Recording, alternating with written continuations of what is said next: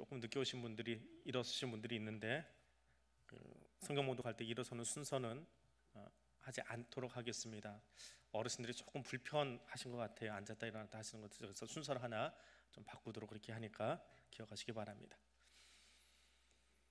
박목월 씨가 지금 나그네라고 하는 시가 있습니다. 고등학교 교과서에도 실린 시인데, 강나루 건너서 밀밭길을 구름에 달가듯이 가는 나그네, 길은 외줄기 남도 300리, 수익은 마을마다 타는 저녁놀, 구름에 달가듯이 가는 나그네.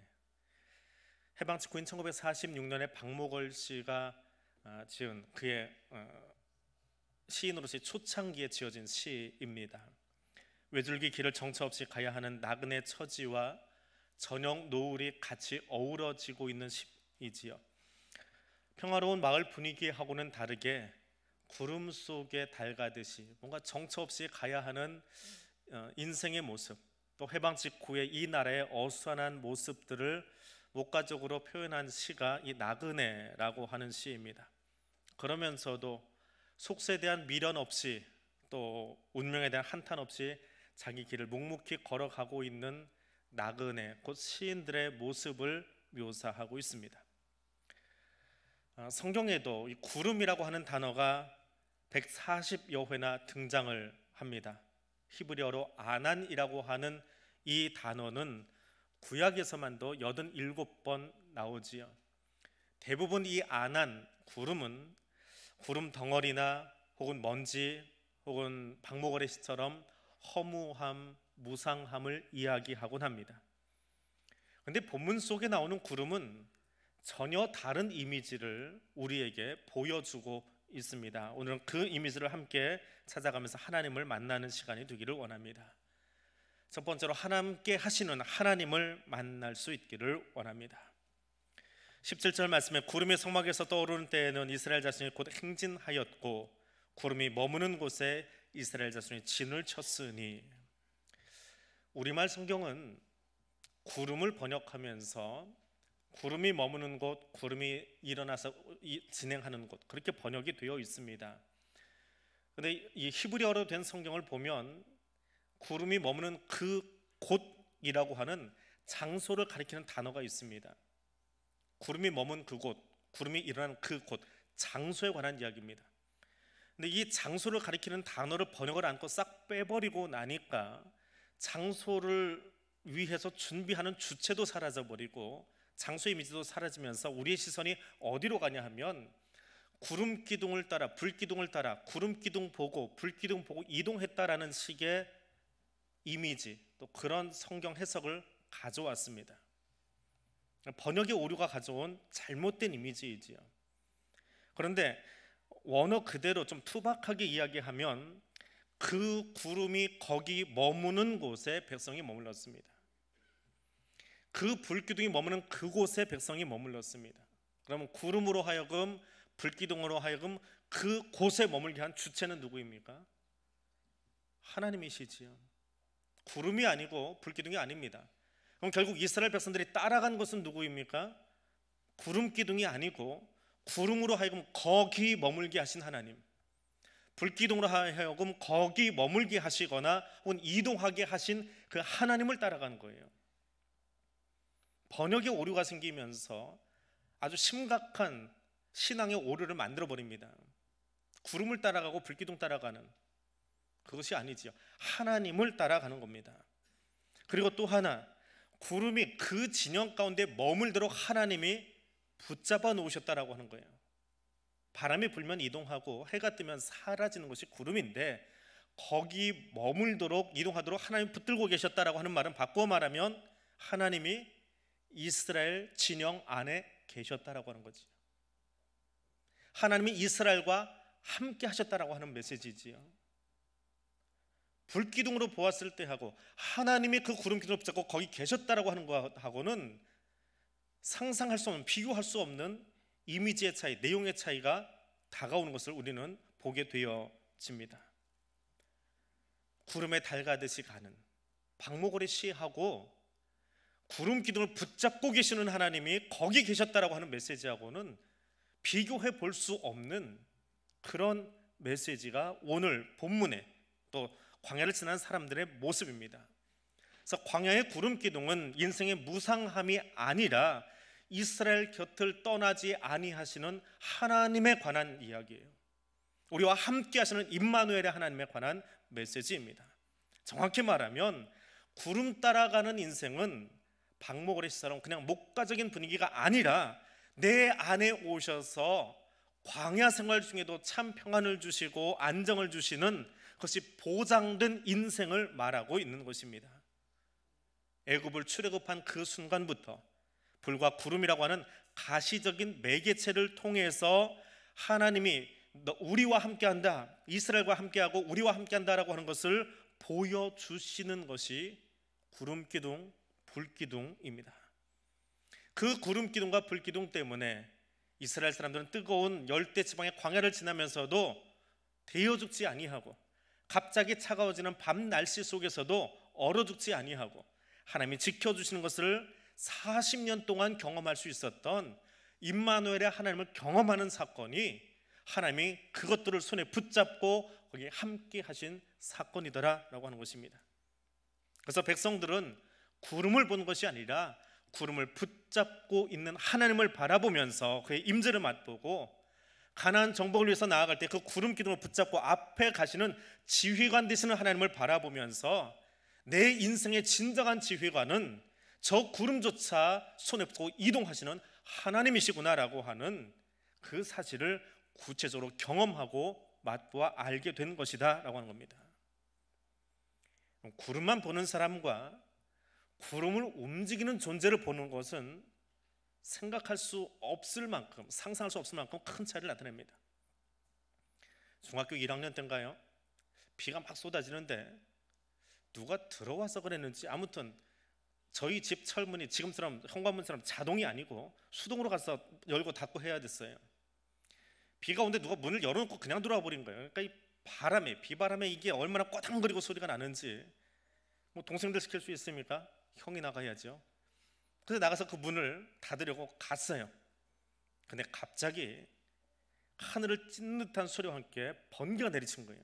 보라색 번개가 내리치는데 얼마나 소리가 요란한지 그 번개로 봤어요. 그 폭우가 쏟아지는데 번개가 산꼭대기에 떨어지면서 비가 오는데 불이 나버리는 거예요. 워낙에 번개가 세니까. 근데 그 번개 철문 잡으면 어떻게 해요? 죽을 것 같은 거예요. 비가 오는지도 잊어버린 채 순간적으로 얼어가지고 문은 계속 꽈당거리고 그 앞에 서가지고 손 딱 뻗고는 그냥 얼어버렸습니다. 한동안 그냥 쳐다보고 있었어요. 좀 이따 문을 닫았는데요, 지금도 그때 그 이미지, 철문은 꽈당거리고 번개는 내리찍고 저희 불이 나고 그래서 얼어있던 내 모습이 아직도 제 머릿속에 선명하게 사진처럼 남아있습니다. 그런데 그 번개를 내리꽂는 구름 위로 올라가면 어떨까요? 보셨습니까? 구름 위에서 번개 내리치는 거 보셨습니까? 언젠가도 말씀드렸는데 저는 봤어요. 동남아 그 선교지를 찾아가니라고 비행기를 타고 태국쯤 베트남쯤 상공을 지나가고 있는데 그 열대지방은 여름에 스콜이라고 수시로 비가 오고 수시로 번개가 왔습니다. 그걸 비행기 안에서 본 거예요. 창문으로. 얼마나 예쁜지 아세요? 마치 크리스마스 트리에 불이 반짝반짝 하는 것처럼 밑에 구름이 짙게 있는데 거기서 반짝반짝 하는 거예요. 크리스마스 트리의 불처럼. 그리고 밑에서 보면 우르릉쾅이지요. 비행기 안에서 그 꽉 닫히는 비행기 안에서 그 소리를 어떻게 들리는지 아세요?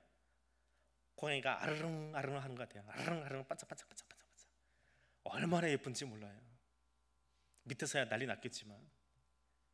그러면 땅에서 구름을 바라보면 무서울 수 있어요. 그런데 하늘에서 바라보니까 재밌고 아름다워요. 근데 그것마저도 당신의 손 안에 붙잡고 있는 하나님을 바라본다면 어떨까요?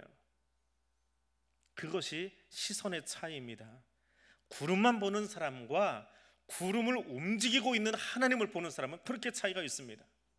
요셉이 보디발의 집에서 종살이를 하고 감옥에 갇혀 있는데 보디발에게 있건 감옥에 갇혀 있건 그가 흔들리지 않는 이유는 무엇입니까?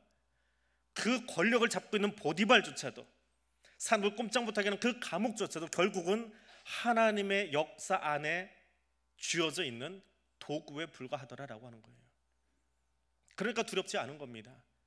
아무리 대단해 보이는 사람도, 아무리 철옹성 같은 감옥도 결국은 하나님의 손 안에 있는 도구니까 말입니다.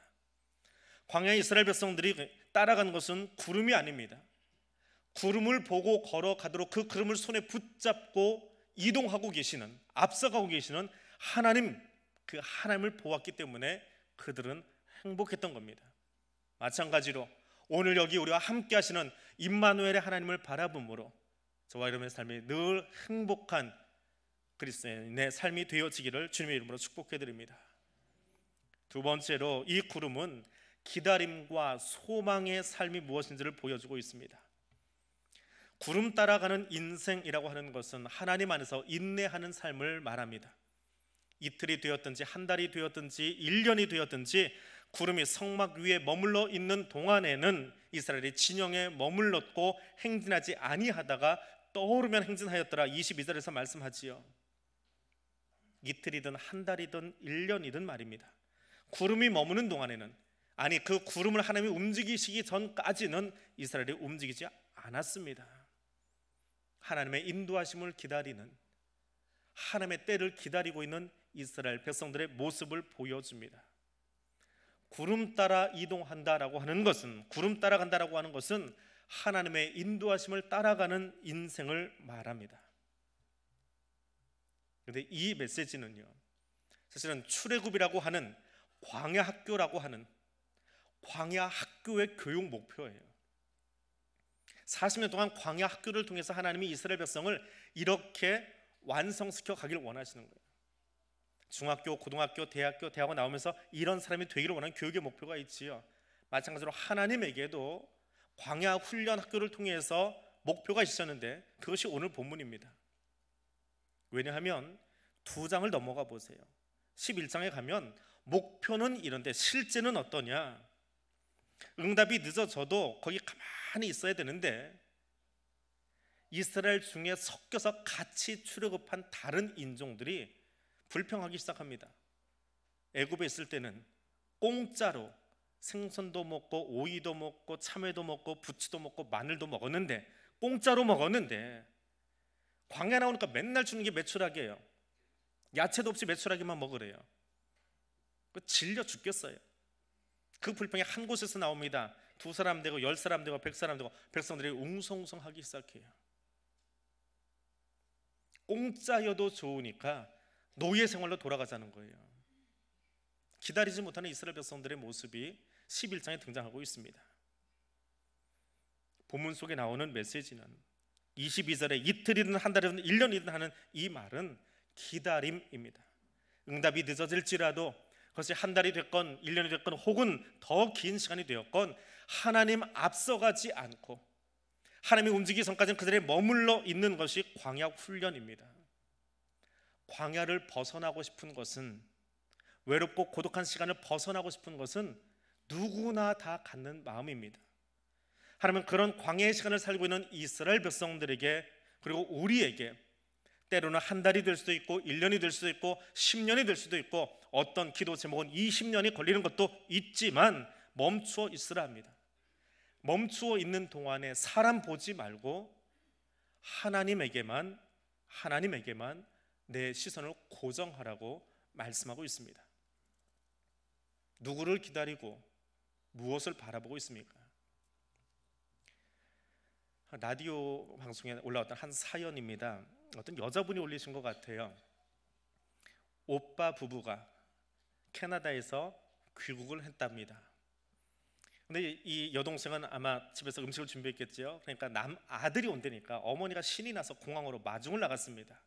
우리 아들 부부 오는데, 오랜만에 외국 나갔던 아들 오는데 신이 나서 공항 나갔어요. 근데 마침 그날은 배우 이민호 씨가 귀국하는 날이에요. 그러니 오빠 부대가 동원됐겠지요. 앞에 와서 공항에서 소리를 지르고 와와거리고 빡으로 난리가 났어요. 저쪽에 사람들이 모여가지고 뭐 대환호성을 지르고 난리가 났습니다. 근데 어머니는 자기 아들 부부 맞으러 나왔다가 사람들이 하도 소리 지르고 웅성웅성하니까 옆에 있는 한 아주머니에게 물어봤답니다. 아니 누구 와요? 하고 물어봤대요. 옆에 질문을 받은 그 아주머니가 아주 교양 있고 느긋한 목소리로 뭐라고 했을까요? 아, 네, 우리 남편이요.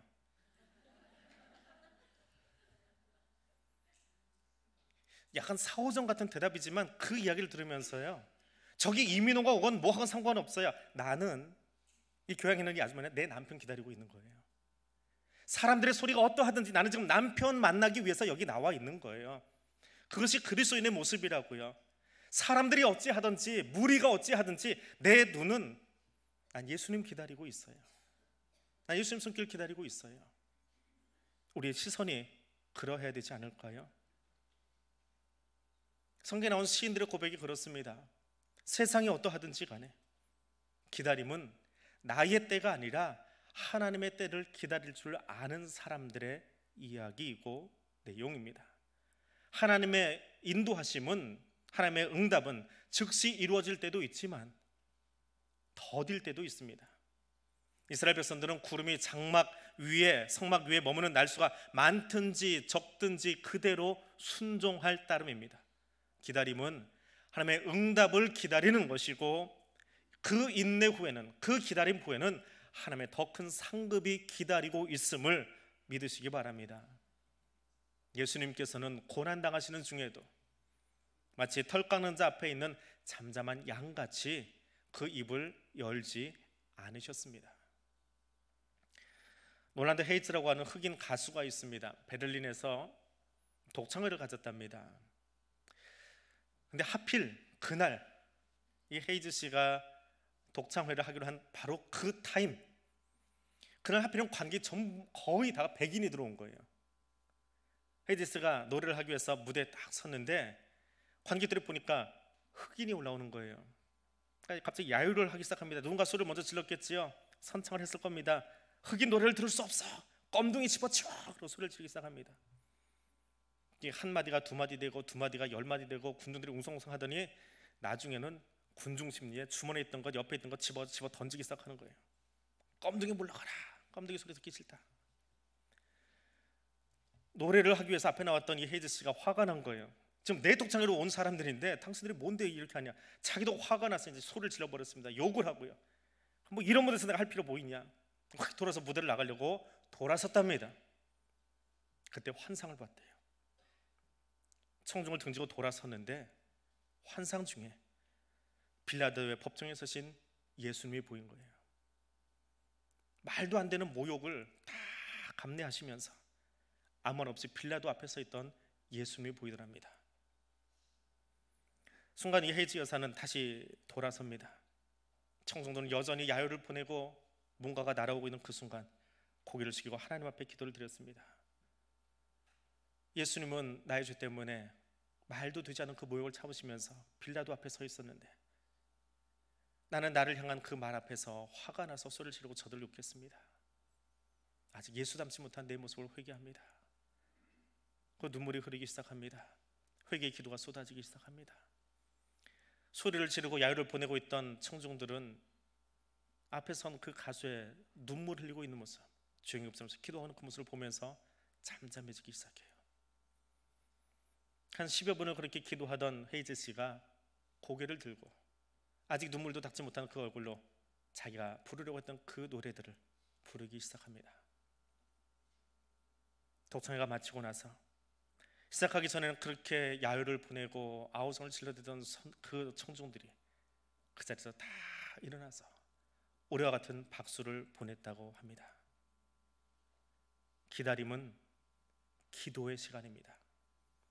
광야에서 구름을 이동시키시는 하나님의 인도하심을 기다리는 이스라엘 백성들은 무엇하고 있었을까요? 언제쯤 저 구름이 떠오를까? 언제쯤 이 자리를 벗어날 수 있을까? 그냥 하늘만 쳐다보고 있는 것이 기다림일까요? 구름이 떠오를 때까지 이스라엘 백성들이 한 일은 한결같았습니다. 모세를 통해서 들려주신 하나님 말씀을 듣고 있는 겁니다. 그 말씀을 가슴에 새기고 그것이 나의 삶이 되고 내 습관이 되기까지 어느 날은 하루짜리 교육을, 어느 날은 한 달짜리 교육을, 어느 날은 1년짜리 교육을, 어떤 날은 10년짜리 교육을 그 자리에 앉아서 묵묵히 들으면서 이것이 내 삶이 되기를 원합니다. 이것이 내 습관이 되기를 원합니다. 그 산 아래서 모세를 통해 주시는 하나님의 말씀을 듣고 있는 것입니다. 기다림은 넉넉고 하늘의 처분을 기다리는 시간이 아닙니다. 기다림은 기도의 시간입니다. 기다림은 조급해진 내 마음을 하나님의 시간에 맞추도록 나를 겸손히 주님 앞으로 끌고 나가는 연단의 시간입니다. 오늘도 우리를 새롭게 하시는 하나님께 나의 시선을 고정하고 하나님 안에서 새로운 소망을 발견하며 인내의 시간들을 견뎌낼 수 있는, 그래서 하나님이 주신 더 놀라운 상급을 받아 누리는 저와 여러분 될 수 있기를 주님의 이름으로 축복해 드립니다. 세 번째로, 말씀을 듣는 백성으로 거듭나는 시간입니다. 구름 따라가는 인생, 그 인생은 하나님의 명령을 준행하는 삶이다라고 본문은 말하고 있습니다. 광야 이스라엘 백성들은 오직 여호와의 명령을 쫓아 행진을 계속했습니다. 혹시 구름이 성막 위에 머무는 날이 적을 때에는 그들이 다만 여호와의 명령을 따라 진영에 머물고 여호와의 명령을 따라 행진하였으며 라고 20절은 적고 있습니다. 명령을 따라서 그들의 야영지를 옮겼다라고 하는 말입니다. 히브리 성경은요, 이 여호와의 명령을 따른다라고 하는 이 말의 원래 의미를 이렇게 적어 놓았습니다. 여호와의 입이 움직이는 대로 행동한다라고 하는 말입니다. 여호와의 입이 일어나 하면 일어나는 거고요, 거기 앉아 있어 하면 앉아 있는 거예요. 그게 원래 문장이에요. 근데 그 문장을 들여다 보니까 뭐라고 번역하면 돼요? 명령 따라서 움직였다라고 번역을 한 거예요. 원래 묘사는 입이 움직인 대로 하는 거고요. 근데 그 이스라엘의 삶, 광야를 지나가는 이스라엘 백성들의 삶에 있어서 여호와의 명령이 얼마나 중요한지 오늘 15절에서 23절 이 본문 속에 여호와의 명령 동그라미 한번 쳐보세요. 8번 등장합니다. 그리고 그보다 더 많이 등장하는 게 뭐예요? 구름이에요. 구름입니다. 왜 구름이 이렇게 많이 등장할까요? 광야의 시간은 이스라엘로 하여금 하나님께 집중하는 법을 배우는 시간입니다. 애굽에 있는 동안에 이스라엘 백성들은 400년 동안 하나님과 교제하는 방법을 잊어버렸습니다. 할 줄 몰라요. 그럼 그들은 누구를 쳐다보고 있습니까?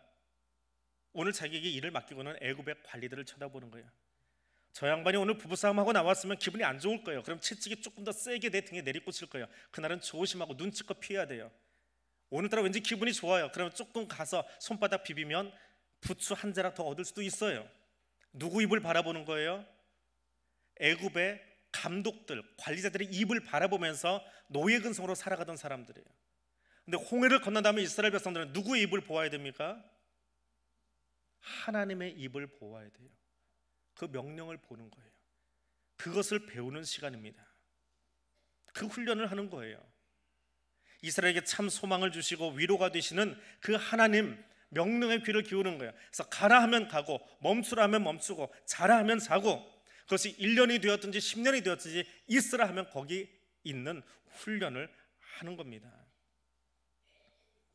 광야 훈련을 마치면 백성들에게는 어떤 교육의 효과가 나타날까요?